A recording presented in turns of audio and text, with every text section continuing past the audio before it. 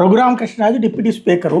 ఆయన స ఎక్కువ సమయం వేదిక మీద గడపడానికే ఇష్టపడతారు. అయ్యన్న పాత్రుడు ఎప్పుడు లెగుస్తారా, మనం అక్కడ కూర్చుని సభను నడిపించాలన్నటువంటిది ఆ పెద్దరికం కావాలని కోరుకునేటటువంటి మనస్తత్వం. ఇవాళ ఆయన మీద చంద్రబాబు గారు సెటైర్లు వేయడం అంటే ఒక బాధ్యతాయుతమైనది చెప్తూనే ఆయనకి సెటైర్లు వేయడం అన్నటువంటిది అందరిలో అసెంబ్లీలో నవ్వులు పూయించింది.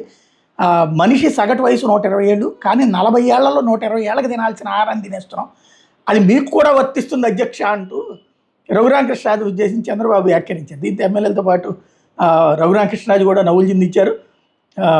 ఆహారమే ఔషధం, వంటశాల ఫార్మసీ ప్రతి ఒక్కళ్ళు పాటించాలని ఈ సందర్భంగా చంద్రబాబు సూచించారు.